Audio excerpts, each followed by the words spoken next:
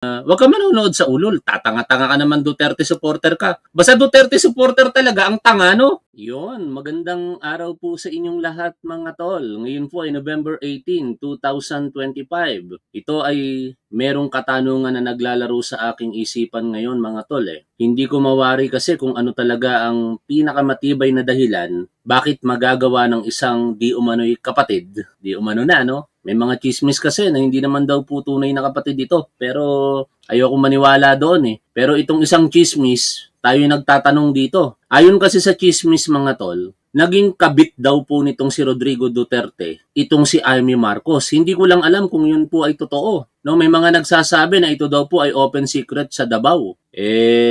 Ewan natin kung ano ang katotohanan dyan. Pero siguro kapag ka ikaw talaga nagmamahal sa isang tao, hahamakin mo ang lahat, masunod ka lamang. Ganun na ganun yung nakikita natin kay Amy Marcos. No? Simula nung naaresto si Rodrigo Duterte at nakulong sa Hague, Netherlands, ang mga diskarte nito sa buhay parang nawawala na sa direksyon. Kinasuhan, partikular si Secretary noon ng Department of Justice ngayon, Ombudsman Boyeng Remulla. Talagang ginawa niya ang lahat para lamang mapigilan sana ang pag-appoint kay Boyeng Remulla dahil alam nila na kapag ka naging ombudsman ito at ganun nga nangyari ngayon, wala pong sasantuhin ito. Yari na naman yung kanyang mga pinagtatanggol ng mga Duterte, no? Yun lang talaga yung nakikita ko dito na dahilan mga tol eh. Dahil kung para sa bayan, di ako naniniwala dyan. Dahil si Amy Marcos mismo ang nagpapatunay na siya po ay hindi para sa bayan at para sa mga Pilipino. Dahil kung totoo yung mga sinasabi niya, assuming for the sake of arguments, ika nga,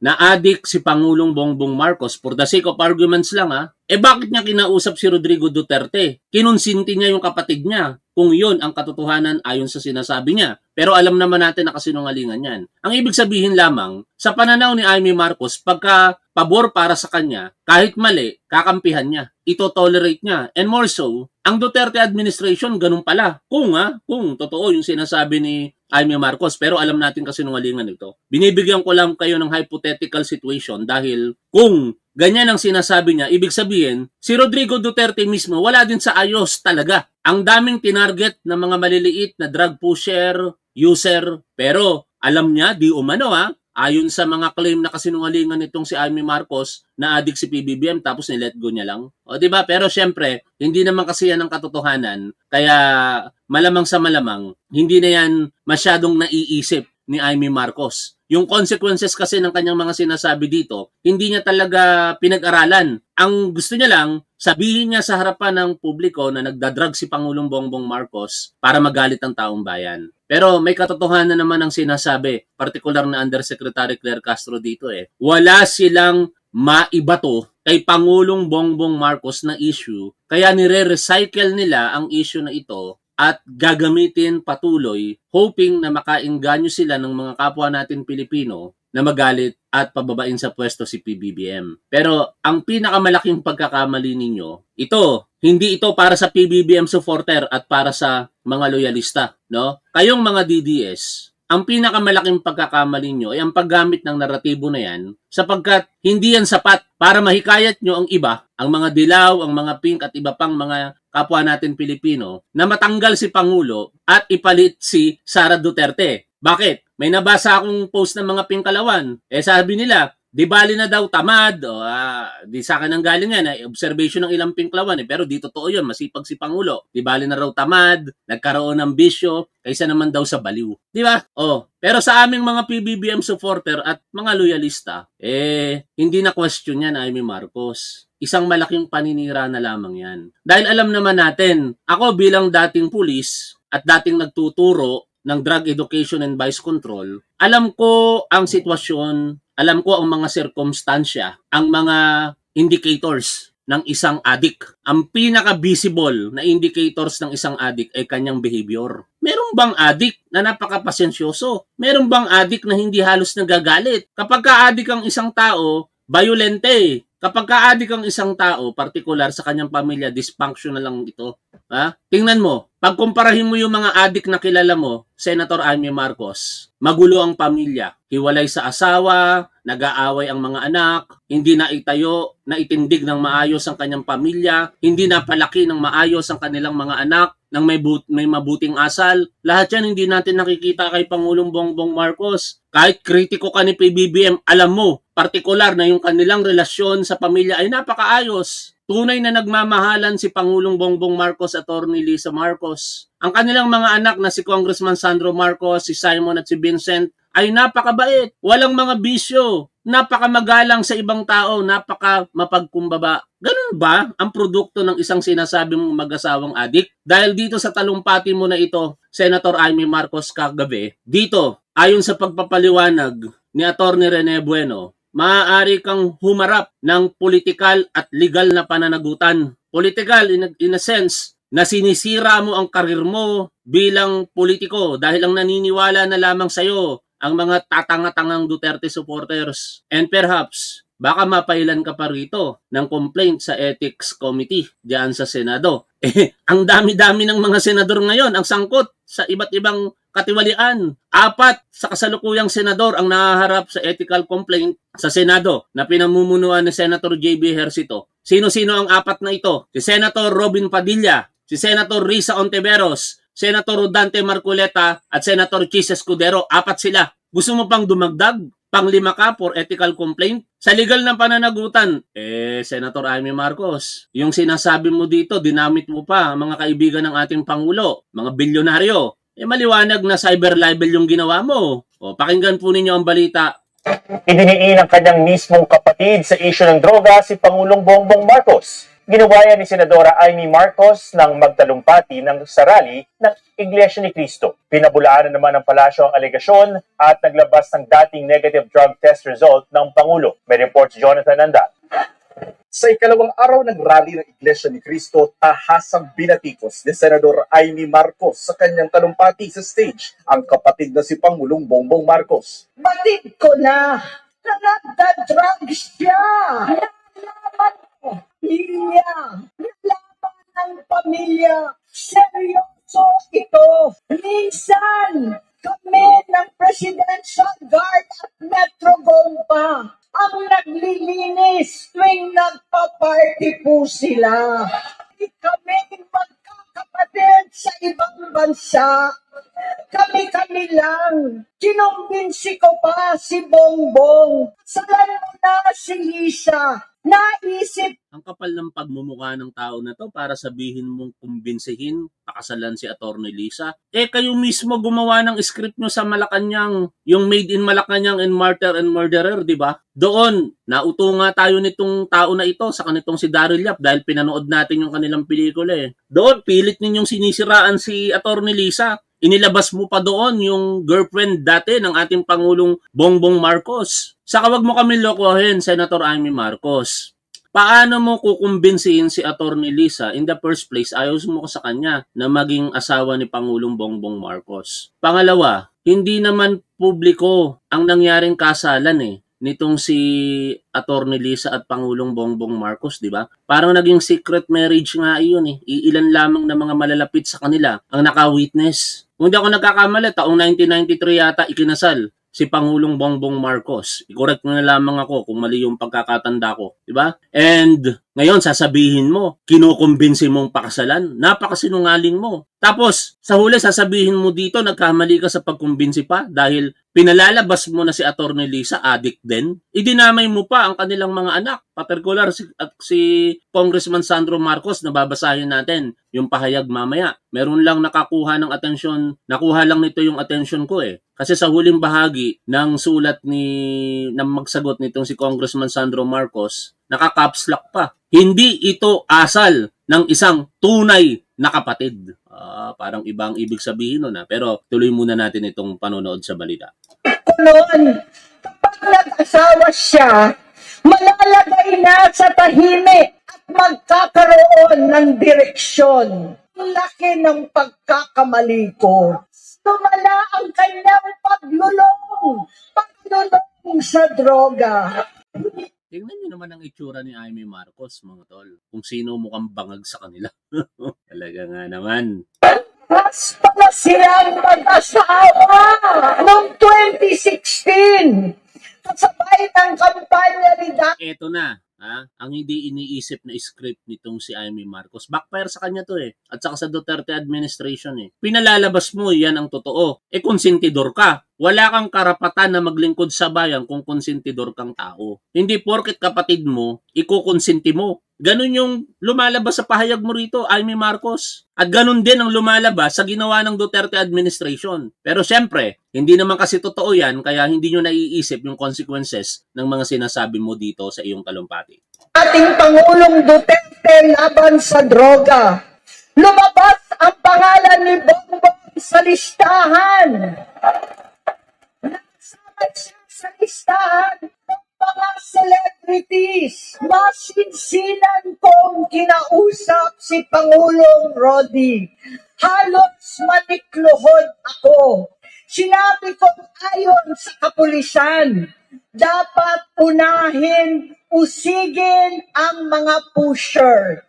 At saka Diba? Konsentidor? Kung totoo. Hindi nga totoo. Pero dito, nagre-reflect yung kung anong uri ng pamumuno meron ang Duterte administration na kapag kakakampi, okay lang kahit addict, okay lang kahit pusher. Ito naman si Amy Marcos, kapag kakampi, ito tolerate kahit mali. Ganon, meron ang kanilang paglilingkod sa bayan. Pero syempre, uulitin natin, ang kasinungalingan ni Amy Marcos, mababanaag mo dito sa pananalita na ito. Pag naniwala kayo na adik si Pangulong Bongbong Marcos, simple lang, napakatanga ninyo. Ano ba ang katotohanan sa isang adik? Hindi magtatagal ang isang tao, mga tol, kung patuloy kang gumagamit ng illegal na droga, lalong-lalo na iisa na lamang ang kidney mo. Alam o public knowledge ito, na si Pangulong Bongbong Marcos nung magkasakit ang kanyang ama, ay idinonate niya ang isa niyang kidney. Ibig sabihin, simula noon, noong 80s, hanggang sa kasalukuyan, isa na lamang ang gumaganang kidney kay Pangulong Bongbong Marcos. Kung ito'y gumagamit ng illegal na droga, sa tingin ninyo, kaya pang linisin ng kidney niya yung kanyang katawan? Kung malilinis man, maaabuso yung kidney. At sigurado hindi magiging healthy si Pangulong Bongbong Marcos sa ngayon. Napaka-healthy ni Pangulo. At the age of 67, or 68 na ba si Pangulong Bongbong Marcos? I-correct nyo ako kung mali yung pagkakaalala ko sa kanyang edad. Tingnan nyo naman ang katawan. Physically fit. Kaya pang magbuhat ng isang sakong bigas. Nag-gym pa. Nag-jog pa. Di ba? Ganun ba ang adik, Amy Marcos? Anak ng teteng ka. Napakawalang hiya mong kapatid. lamang sagipin ang mga user. Naligtas si Bongbong. Alam naman natin na nagkaroon na ng drug test nung pangbago mangampanya ang ating Pangulo. Gusto ko po ipakita sa inyo para po maalala nyo muli. Ito po, November 25, 2021, na may mga pagbintangang gumagamit di umano ng droga. Mismo, at that time, hindi pa po Pangulo, si Pangulong Marcos Jr. Siya mismo ang nagboluntar. Ang tanga nyo talagang mga Duterte supporters kayo, napakatanga ninyo. Nagpa-drug test na nga Pinaniniwalaan nyo ba? Di ba hindi? Pag nagpa-drug test ngayon si Pangulong Bongbong Marcos, paniniwalaan nyo din ba? Hindi. Kasi mga tanga kayo. Hindi dinidignify actually ang issue na ito Hindi namin sinasagot ang issue kung drug addict ba si Pangulong Bongbong Marcos o hindi. Ang pinagtutuunan namin dito, yung kawalang hiyaan ng kanyang kapatid na si Amy Marcos. No, hindi kami tanga. Hindi kami katulad ninyong mga tangang mga Duterte supporters. Si Rodrigo Duterte, nagpa-drug test ba? Balikan natin ang nakaraan. Hinamo ng dating Senador Antonio Trillanes si Rodrigo Duterte na magpa-drug test. Sa napakaraming pagkakataon, o dalawa na lamang, baka sabihin nyo, exaggerated ako, inamin ni Rodrigo Duterte na siya'y gumagamit ng marijuana. Inamin niya na siya'y umaabuso ng kanyang fentanyl na pangangailangan. Parehas, or ang marijuana, syempre, meron itong pacifying effect Kasi ang katuwiran niya, kailangan gising siya at kailangan malumanay siya. Ang fentanyl, hindi maganda ang epekto nito. Napaka-potent ng fentanyl. Ibig sabihin, napakalakas ng tama. Sabi nga ni Rodrigo Duterte, nung inamin niya na siya'y umaabuso ng paggamit ng fentanyl, feeling niya nasa cloud 9 siya. Ngayon, sa mga pag-amin na yan, walang denial kay Rodrigo Duterte. Ang nagtanggol sa kanya, yung mga alipores niya, biro lang daw. Dahil dyan, hinamon siya ni Antonio Trillanes. Ano ang tugon ng puon ninyo? Wala. Ano ang tugon ng mga alipores nyo? Hindi kung sino ang mag-uutos sa kanya na magpa-drug test. Galing to doon sa sa purifier. Yeah. 'Di ba? Hindi kung sino ang mag-uutos sa kanya na magpa-drug test. Tapos ngayon, uutusan nyo si Pangulong Bongbong Marcos na magpa-drug test. Sino kayo? Mga tatanga-tangang DDS. Eto na nga, meron ng drug test result, hindi nyo pinaniniwalaan. Tapos magpapadrug test pa si Pangulo. Hindi nyo rin papaniwalaan, sasayangin nyo lang yung napakahalagang oras ni Pangulong Bongbong Marcos. Para magpa-drug test. At sinasabi po sa drug test na to ay negatibo. So ano ang dahilan ng desperadong galawan ni Senator Amy Marcos laban sa sarili niya? Puro kayo bilang na ang araw. Yung pinagmamalaki yung rally ng Iglesia ni Cristo, biglang tinigil kagabi. Bakit? Dahil sa mga kawalang hiyaan ng mga dumalo doon, no? Katulad ni Amy Marcos, katulad ni Buangzon, pati si Chavit Singson nandoon. Oh, ano ngayon? Natuloy ba? 3 araw? Sabi ninyo sa 4 araw mawawala na sa pwesto si Pangulo. Ang hirap sa inyo, ang tatanga ninyo eh. Mag-aapat na taon na sa panunungkulan si Pangulong Bongbong Marcos, puro kayo ganyan. Alisin nyo ang katangahan ninyo sa isipan nyo, mga tatanga-tangang Duterte supporters, para umayos naman kayo. Unang-una, pamilya nyo nasisira dahil tanga kayo eh, no? Bakit? Dahil sa katangahan ninyo, pati yung pamilya ninyo nadadamay. Ngayon, puntahan natin ang pahayag ni Majority Floor Leader Congressman Sandro Marcos. Basahin natin. I have always acknowledged and respected the role my tita, Senator Amy Marcos, played in the early part of my public life. That respect remains, which is why this will be the first and the last time I will be speaking on this. It pains me to see how low she has gone to the point that she resorts to a web of lies aimed at destabilizing this government to advance her own political ambitions. To further repeat an accusations against President Bongbong Marcos and the First Lady, and for the first time ever myself, that is not only false but dangerously irresponsible. Sa lahat po ng binanggit ni Senadora, walang basihan, walang katotohanan, at walang magandang idudulot sa bayan. My cousins, Borgie, Vice Governor Machu, and Attorney Michael can attest that these allegations that were insinuated against me are false. We always agreed that whatever happened between our parents, we wouldn't let ourselves be dragged in. That is why nakakalungkot makita na ginagawa niya ito. For her to betray her own family brings a lot of pain to me as a consequence of my respect to her for giving me my start in public life. Now is the time to unite behind truth, not to amplify narratives meant to topple the government. Panahon ngayon para magtulungan, hindi para magpalaganap ng gulo at destabilisasyon. Ito ang pinakamahalaga rito sa lahat eh. Isang line lang. Hindi ito asal ng isang tunay na kapatid. Ngayon, ang chismis, hindi raw kasi talaga tunay na kapatid itong si Amy Marcos eh. Half sister lang daw ito eh. Ewan ko kung totoo yun. Syempre, hindi ito palalagpasin ng mga tunay na nagmamahal at hindi mga tangang Duterte supporters ang isipan. No? Katulad ni Attorney Larry Gadon. Dapat itong si Attorney Larry Gadon, ulit-ulitin na ang mga Duterte supporters ay bobo. Pero pakinggan natin itong si Attorney Larry Gadon dito. Nakakadismaya itong ginagawa ni Senator Amy Marcos na ito, na sinisira niya hindi si BBM, kundi sinisira niya yung buong pangalan ng mga Marcoses. Napakatagal ng panahon, more than 30 years, no? 36 years na niyuyurakan, sinisipa, dinadaganan, tinatadyakan ang kanilang pangalan sa paninira. Na ngayon na ang mga Pilipino ay nagising sa katotohanan na lahat ng paninira ay isinantabi nila at kanilang ibinoto si Pangulong Bongbong Marcos para maituwid ang kasaysayan at upang gumanda ang takbo ng Pilipinas at makabawi tayo sa lahat ng mga pangyayaring mga lumugmok sa ating bansa. Ngayon ay sinisira niya. Sinasabi pa niya na nag-drug user daw si BBM at yung kaya pinakasalan ni Lisay upang maging matuwid ang kanyang buhay. Napakalaking kalokohan yan. Huwag nating maliitin ang pagmamahal ni First Lady Lisa Araneta Marcos kay Pangulong Bongbong Marcos, sapagkat noong panahon na yon ay dapang-dapa sila. Talagang kanyang minahal ang ating Pangulo noong panahon na hirap sila. Noong panahon, tama. Di ba?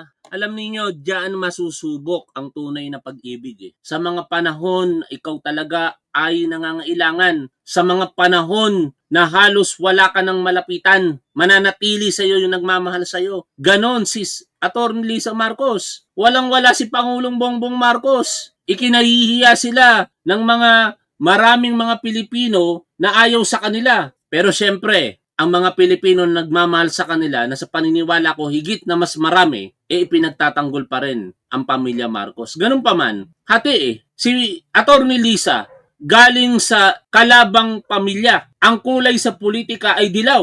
Pero dahil nga sa tunay na pagmamahal ni Atty. Lisa, nangibabaw, hindi yung kulay ng politika, kung hindi yung kanyang pagmamahal kay Pangulong Bongbong Marcos. Tapos may gana ka pang sabihin, Amy Marcos, may gana ka pang pangunahan kung ano yung maaaring mangyari kung magpapakasal itong si Pangulo kay Atty. Lisa. Sino ka ba? Sarili mo nga, hindi mo na ayos. I'm sorry to say this, pero ito ay kalat naman sa publiko. May mga nagsasabi na naging kabit daw po ito si Amy Marcos. Totoo po ba yon? Hindi ko kasi alam dahil bata pa ako noon. Pero sinasabi na yung kanyang naging asawa ay meron daw pong asawa. I do not know kung hiwalay na o hindi pa. Pero ang chismis, kabit daw siya. Ngayon, sasabihan mo ng hindi maganda yung isang napakataas ng edukasyon. Nakatapos ng abogasya, nag-practice ng abogasya hindi lamang sa Pilipinas, kung hindi sa ibang bansa. Dito sa Pilipinas, respetadong profesor at higit sa lahat, higit sa lahat. Ito kasi ang pinakapamantayan dapat sa isang tao. Kapag ka ikaw ay babae at nagkaroon ng asawa, napalaki mo ng maayos ang inyong mga anak. Kahanga-hanga yun. Ikaw, Amy Marcos, nasaan ang asawa mo? Baka totoo yung chismis na naging kabit ka ni Rodrigo Duterte, Tingnan natin kung ano yung katotohanan dyan. Kasi alam niyo ang mga chismis, lumalabas yan sa huli kung totoo o hindi. Na niyuyurakan at tinatadyakan ang kanilang pangalan. At noong panahon na yon ay wala sa posisyon si Pangulong Bongbong Marcos. Noong pinakasalan siya, nilalait pa niya, panlalait pa yung ginagawa ni Senator Amy Marcos. Nasaan naman ang kanyang utak? Sana napunta ang utak mo, Amy? Kaibigan kita pero hindi ganyan dapat ang ginagawa mo. Sinisira mo yung pangalan ng buong pamilya nyo. Bakit? Kasi meron ka nahuhulinigan na yung iyong bagman dyan sa DPWH ay malapit na raw kumanta. Wow! Sa ating pagkakaalam. Wow! Aba, mukhang scoop itong binigay ni Atty. Larry Gadon, Secretary Larry Gadon, no? Yung bagman daw, di umano, ni Amy Marcos mukhang kakanta na. Ibig sabihin, kurap pala to, kung totoo, itong si Amy Marcos. Sa bagay, may kasabihan tayo, birds of same feathers flock together, di ba? Sino-sino ba yung mga kasama niya ngayon? Si Senator Jinggoy Estrada, Senator Chis Escudero, Senator Joel Villanueva, Senator Mark Villar. Pero si Mark Villar pala nasa majority pero kasama kasi siya sa mga sinasabi ni Ombudsman Boying Remulla na makakasuhan at perhaps lalabasan ng warrant of arrest ngayong Disyembre. Ay nako, yari ka Amy Marcos, pagkakurap ka, pagkakumanta yung sinasabing bagman, yari ka. Media circle ay malapit na kumanta yung iyong bagman dyan sa Ilocos, yung mga DPWH projects na yan. At sa aming narinig din na si Diskaya pala ay contributor sa campaign mo, na donors mo rin sa campaign mo. Nako, donors din. Ang daming mga revelasyon dito ni Secretary Larry Gadon, subject for confirmation. Dapat ma-verify itong mga sinasabi niyang impormasyon dito na malapit na daw kumanta yung bagman ni Amy Marcos, na di umano'y isa ang mga diskaya sa campaign contributor nitong si Amy Marcos. Tingnan natin, baka meron pa. At yung hindi ka na pagbibigyan doon sa mga pwesto na gusto mong ipa-appoint. Kaya ikaw ay galit na galit sa iyong kapatid. Pero kung galit ka sa kapatid mo, dapat yan ay ipaglihim nyo lang sa inyong pamilya. Huwag mo idamay ang mga Pilipino, huwag mo idamay ang Pilipinas. Gayong maninira ka, magdi-destabilize ka ng gobyerno. Sino pinapahirapan mo? Ang mga Pilipino. Yan ba ang dapat mong gawin? Dapat mo ba sirain ang ating bansa? Mag-isip-isip ka, Amy. Nasaan ang utak mo? At sinisiraan mo pa si BBM para ikaw ay makapagtakbo sa ticket ni Sara as Vice President. Yan pala ang plano mo, ha? Na magtumakbo kang Vice President kay Sara? Nasaan na? Nasaan na ang lohika mo? Nasaan ang iyong isip na punta? Ha? Kinakampihan mo ang mga mamamatay tao, ang mga magnanakaw, ang mga korap. Hindi lang korap na sobrang korupsyon ang ginawa niyan din lang sa flood control project. Kung hindi pa dahil kay BBM, hindi mabubunyag yan. Tapos ngayon, ikaw pa ang kumakampi. Kaya nga nagtataka ako dito kay Amy Marcos eh. Kung gusto mong matuloy ang legasiya na ipinagmamalaki mo ng inyong ama, dapat huwag mong pigilan si Pangulong Bongbong Marcos sa ginagawa niya ngayon. Ini-expose na nga ni Pangulo ang mga korap, pero pinagtatanggol mo pa. Si Sara Duterte, katakot-takot ang ebidensya, pinagtatanggol mo. Nak ng teteng na yan, oh. Saan ba lalagay talaga ang Pilipino sa'yo, Amy Marcos? Sa katangahan o sa katotohanan? Eh kaso lang, may mga Duterte supporters na nananatili sa katangahan eh. Sa mga magnanakaw. Ano ba? Pambihira ang utak mo, Amy. Hindi ko malaman kung saan mo nakuha yung utak mo. Si Sara, walang kapanapanalo yan sa pagka-presidente. Kayo lang ang nagsasalita ng ganyan sapagkat inukondisyon yung isip ng mga Pilipino. Dahil takot na takot ang mga Duterte at ang kanilang mga tauhan na sangkot sa mga corruption, takot na takot kayo na kayo ay makukulong na. Kaya yan ang inyong pinagsisintir. Kaya kayo ay kinakalaban at binabagsak nyo ang gobyerno ni BBM. Hindi kayo mananalo sapagkat nasa likuran ni BBM ang milyon-milyon ng mga Pilipino na naniniwala na... Tama. Alam niyo ang nasa likod ni Pangulo ngayon? Bilang Pangulo hindi bilang supporter. Kasi pag tayo, bilang supporter, lalong-lalo ng mga loyalista. Pero ang mga dilaw at pink, nasa likod din ni Pangulo ngayon. Kasi alam nila na kapag inagaw ang kapangyarihan kay Pangulong Bongbong Marcos, si Sara Duterte mauupo. Hindi nila matatanggap na ayon sa kanila baliw ang susunod na Pangulo. Ang buhay natin ngayon ay mas maganda at mas may tinatahak na direksyon kesa naman nung nakaraang panahon na wala talaga, na wala sabog-sabog lahat. Kaya Amy, mag-isip-isip ka. Hindi ka namin papayagan dyan sa ginagawa mong yan sapagkat kami mismo, kami mga Marcos loyalist, kami mga taong mga Pilipino na naniniwala sa kagandahan ng ating demokrasya ang magiging kalaban mo. Hindi ka naman nanalo kahit kailan. Gusto niyong pag-resigning si BBM? Iilang piraso lang naman kayo na nagsasabi niyan. Takot kasi kayo na malapit na kayong ma-corner, malapit na kayong makasuhan, malapit na kayong makulong kayo na mga kalaban ng politika sa administrasyong BBM.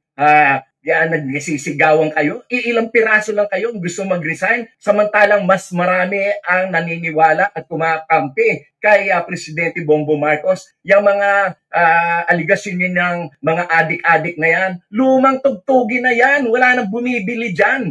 Kahit nga noon pang binabato yung issue na yun kay... Lumang tugtugi na inuulit nila kasi sa totoo lang, hindi nila matanggap mga tol na walang issue kay Pangulong Bongbong Marcos Ito lang talaga yung paulit-ulit nilang nire-recycle. Bangag daw si Pangulong Bongbong Marcos. Pero, assuming for the sake of arguments, for the sake of arguments lang, kung gumagamit si Pangulong Bongbong Marcos, sa tingin nyo, sapat ba na basihan yan para ma-impeach siya?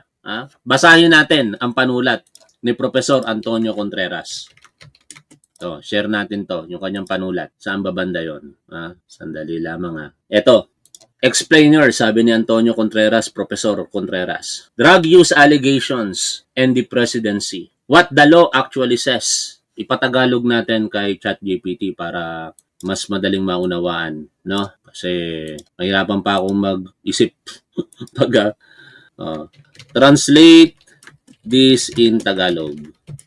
Para mas maunawaan ng ating mga manonood. Yan. Basahin natin in Tagalog ang panulat ni Professor Antonio Contreras hinggil sa alegasyon ng pagiging adik daw po ni Pangulong Bongbong Marcos. No, sapat ba na basihan ang pagiging adik para ma-impeach ang isang Pangulo? Paliwanag, paratang sa paggamit ng droga at ang pagkapangulo. Ito for the sake of arguments lang ito, hindi adik si Pangulong Bongbong Marcos. Ano ba talaga ang sinasabi ng batas? Si Professor Antonio Contreras ay hindi abogado, pero siya po ay isang political scientist. Ibig sabihin, partikular ang konstitusyon, pamilyar siya, kabisado niya. Kung hindi niya man kabisado, alam na alam niya ang nilalaman nito. Nagsalita si Amy Marcos na di umano'y gumagamit ng illegal na droga ang Pangulo. Nagpasiklab ito ng matinding debate sa publiko. Pero bago madaig ng ingay sa politika ang malinaw na sinasabi ng konstitusyon, mahalagang maintindihan kung ano lang ang tunay na pinahihintulutan ng batas at ano ang hindi. Una, oo, krimen ang paggamit ng illegal na droga. Section 15, Article 2 ng Republic Act 9165 or the Comprehensive and Dangerous Drugs Act of 2002. Nakalagay doon ang use of dangerous drugs. May kaukulang rehabilitasyon sa unang paglabag at sa mga susunod na paglabag ay maaaring pagkakakulong.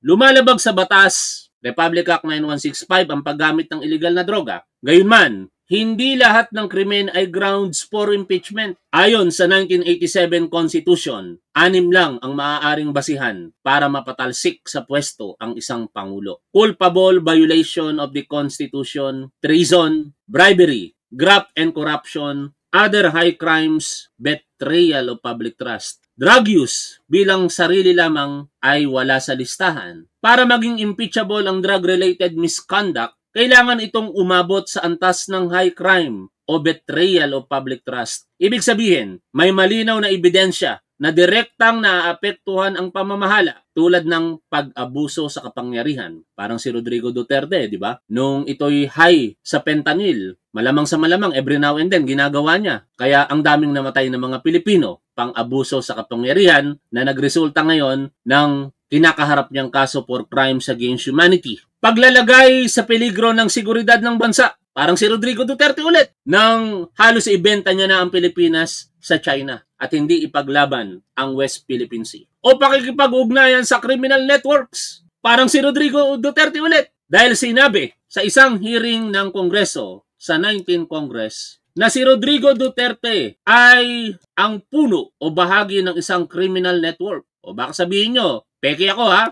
peki itong sinasabi ko. Ito po yun, iparinig natin sa kanila. Hindi po tayo nagpapakalat ng fake news dito. Ito po ang resulta ng Quadcom investigation kung saan si Rodrigo Duterte ay itinuturing na miyembro o pinuno pa ng criminal network. Pakinggan po ninyo ito.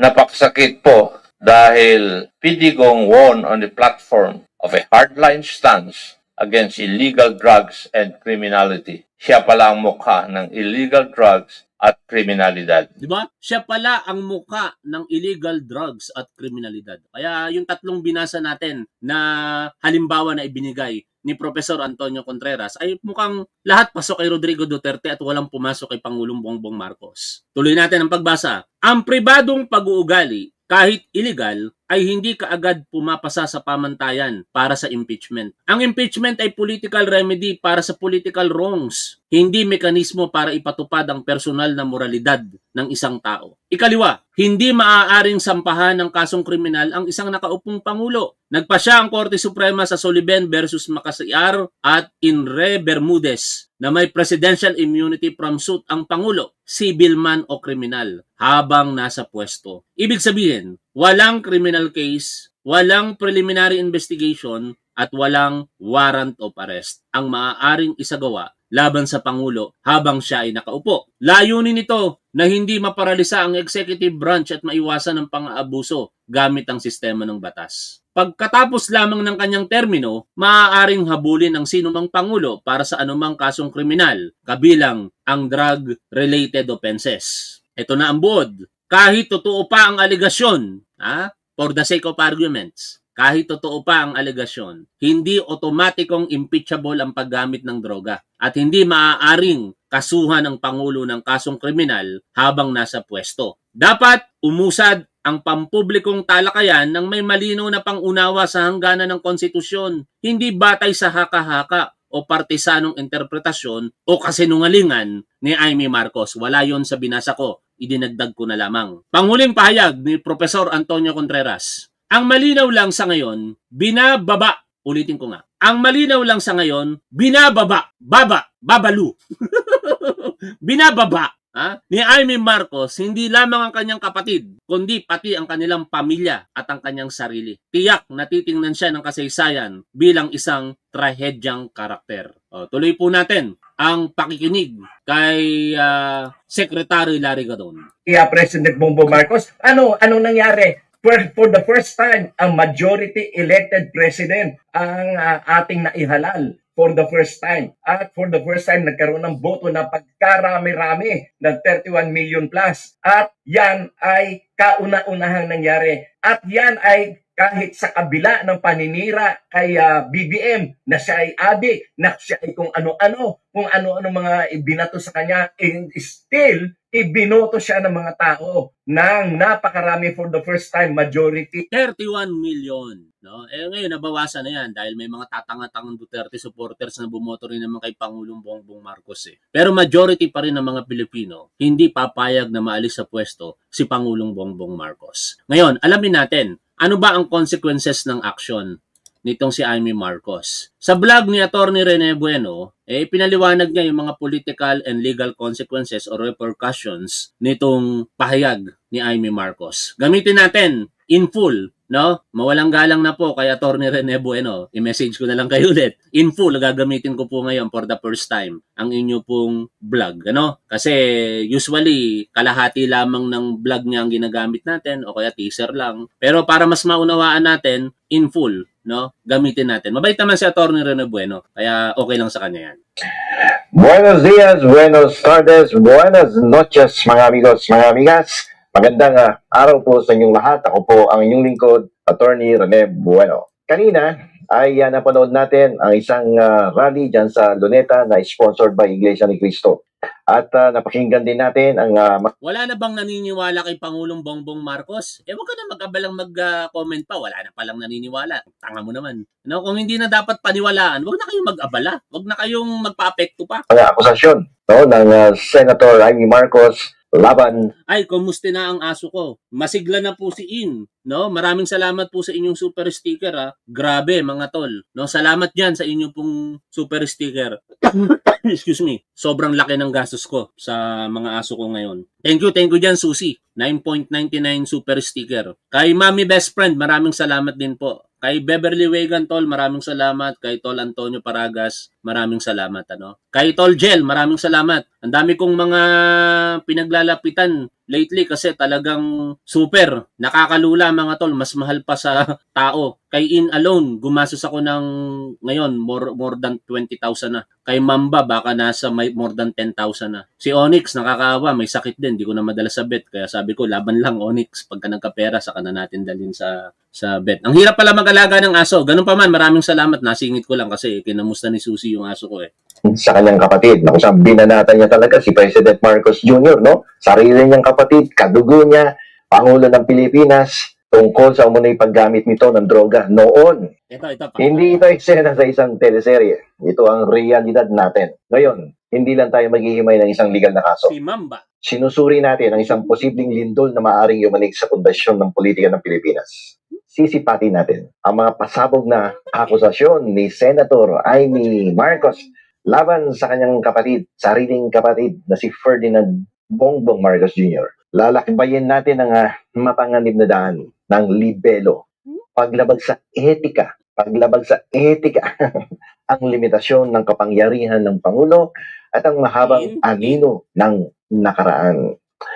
Higit pa dito, sa isang legal na ehersisyo, ito ay isang mahalagang pagsusuri ng pananagutan, tiwala, at ang pananalig ng batas sa ating bansa. Kaya tayo na't suriin natin ang kaganapang ito na tumutukoy sa ating kasaysayan. Ano ba ang potential liability nitong si Senator Amy Marcos na talaga namang binanatan yung sarili niyang kadugo at laman, kapatid niya, presidente pa ng Pilipinas. Ano ang kanyang mga liability dito? Dinefame niya ba yung kanyang kapatid na si Bongbong Marcos by making the accusations na gumagamit ito ng droga, ng cocaine, ng marijuana, almusal sa umaga, marijuana, sa hapunan, droga. Yun ang kanyang sinabi kanina sa rally dyan sa INC. At marami pa siyang sinabi na kasiraan ng kanyang sariling kapatid na talaga naman damaging sa reputation ni President Marcos. At hindi lang dito paninira ang epekto niya, kundi sa international community. Pag nakita nila yan, yung kapatid mismo ng Pangulo ay pinagbibintangan siya na siya ay isang drug addict. Pag ganyan, siyempre mababawasan ang tiwala ng mga foreign investors sa ating Pangulo. Ito bang action na yan, Senator Marcos ay may mali siya. Intentional ba? Nasaktan niya o sirain ng reputasyon ng kanyang kapatid? Ano ang motibo at senadora? Bakit niya ginagawa ito sa sarili niyang kapatid?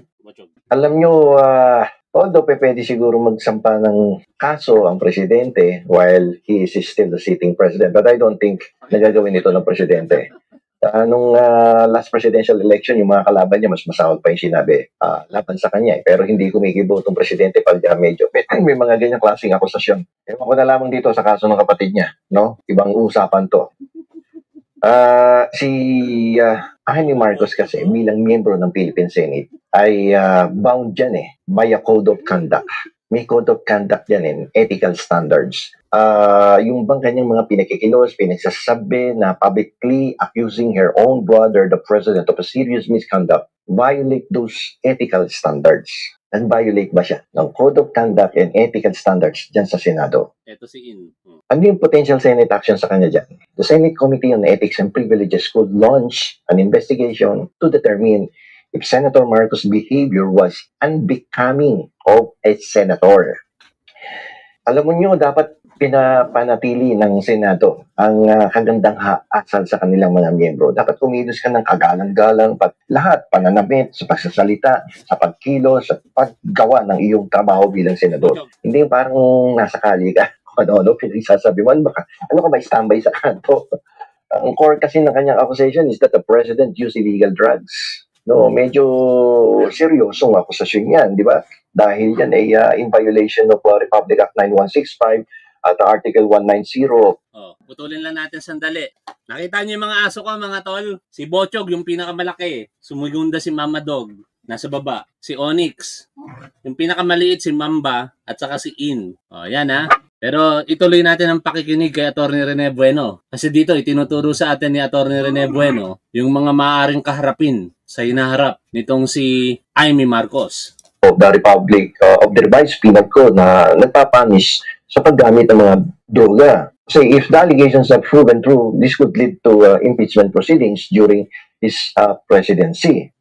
Medyo mataas yung bar niyan to clear, but it's a possibility. Pero kung yung ebidensya lumabas after his term, pwedeng maharap ang Pangulo sa mga possible criminal charges related to drug use. Pero sa ngayon, hindi mo pwedeng kasuhan yan dahil he enjoys presidential immunity na binibigyan ng protection sa kanya during his term, but that immunity is actually not absolute. Pero generally, hindi mo pwedeng kasuhan ng presidente during his term except for impeachment, syempre. At kapag may nagsampa na reklamo dyan sa House of Representatives. So, ulitin ko, si President Marcos enjoys immunity from lawsuits for actions he takes in his official capacity as president. So, ganun yun. So, but this immunity does not cover actions he took before becoming president. Like for instance, yung allegation na gumagamit siya ng droga, kasama ba yan? Hindi po kasama yan. Okay.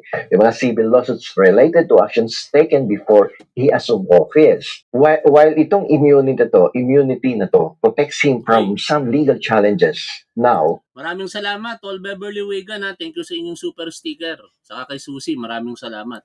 It does not erase potential legal consequences related to past actions. Okay? So, pero ako hindi ako mapaniwala dito sa pinaggagawa ni Sen. Wag na natin tapusin para panoorin nyo ng buo. Nakakahiya rin naman kay Atty. Rene Bueno. Yan legal repercussions or consequences. Politically, pwedeng mapailan ng ethical complaint sa Senado si Amy Marcos at criminally, pwede siyang sampahan ng libel ng kanyang mga sinisiraan sa harapan ng publiko. Hanggang dito na lamang muna mga tol. Maraming salamat po sa inyong lahat. Shoutout po sa inyong lahat. Sige, shoutout time tayo bago tayo pansamantalang maghiwa-hiwalay. Pupunta ako wag ka manonood sa ulol. Tatanga-tanga ka naman, Duterte supporter ka. Basta Duterte supporter talaga ang tanga, no?